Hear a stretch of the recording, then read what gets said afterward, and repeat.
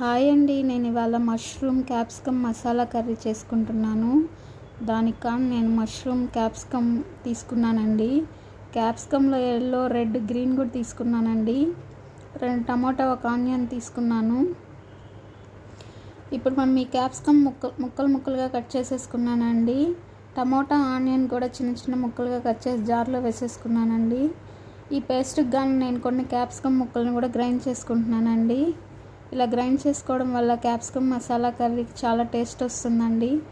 ఇంకో బాండిల్ పెట్టి ఆయిల్ వేసుకున్నాను. నేను ఆనియన్కి బదులుగా స్ప్రింగ్ ఆనియన్ తీసుకున్నానండి. ఇప్పుడు ఇందులో స్ప్రింగ్ ఆనియన్ వేసేసుకుందాము. కొద్దిసేపు అలా ఫ్రై చేసుకొని ఇందులో మనం అల్లం వెల్లుల్లి పేస్ట్ కూడా వేసుకుందామండి. వేసుకొని పచ్చివాసన పోయే వరకు బాగా కలుపుకోవాలి. ఇప్పుడు మనం ముందుగా కట్ చేసుకున్న మష్రూమ్ కూడా ఇందులో వేసేసుకుందామండి. మష్రూమ్ బాగా ఫ్రై అవ్వాలి. మష్రూమ్ని ఒకసారి కలుపుకొని మనం క్యాప్సికమ్ ముక్కలు కట్ చేసి పక్కన కొన్ని పెట్టుకున్నాను కదండి, వాటిని కూడా వేసేసుకున్నాము. ఈ 2 కలిపి బాగా మగ్గనిద్దాము. ఇది మగ్గాలంటే కొంచెం సాల్ట్, కొంచెం పసుపు కూడా వేసేసుకుందామండి. వేసుకొని మగ్గనిద్దాము. వేసుకొని బాగా కలుపుకున్నాము. సాల్ట్, పసుపు వేసినందుకు కానీ ఇందులో కొంచెం వాటర్ వస్తుందండి మష్రూమ్లో నుంచి. ఆ వాటర్ అంతా పోయే వరకు బాగా వేపుకోవాలి.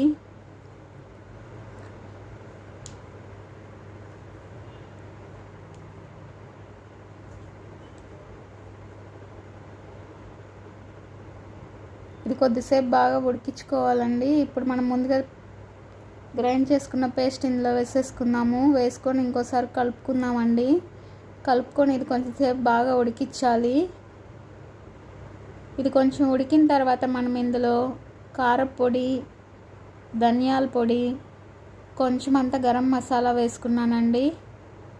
వేసుకొని ఇంకోసారి బాగా కలుపుకోవాలండి. ఇది బాగా కలుపుకున్న తర్వాత నేను ఇందాక స్ప్రింగ్ ఆనియన్ కాడల్ని పక్కన పెట్టుకున్నానండి. అది ఇప్పుడు వేసుకున్నాను. ఈ కాడలు ఊరికే ఉడికిపోతాయని ఇప్పుడు వేసుకున్నానండి. ఇలా వేసుకోవడం వల్ల కర్రీ చాలా కలర్ఫుల్గా ఉంటుంది. చూసారా, కర్రీలో ఆయిల్ అంతా పైకి వచ్చిందంటే కర్రీ రెడీ అయిపోయినట్టే అండి. నేను ఈ కర్రీని చపాతీలోకి తీసుకుంటున్నాను. రైస్లోకి కూడా తీసుకోవచ్చు, కానీ చపాతీలోకి మాత్రం వేరే లెవెల్లో ఉంటుందండి టేస్ట్. మీకు నచ్చితే లైక్ చేయండి, సబ్స్క్రైబ్ చేసుకోండి. మష్రూమ్లో ఎన్నో వెరైటీస్ కర్రీలు ఉంటాయి, కానీ ఇలా కూడా ఒకసారి మీరు ట్రై చేయండి, మీకు నచ్చుతుంది. ఓకే అండి.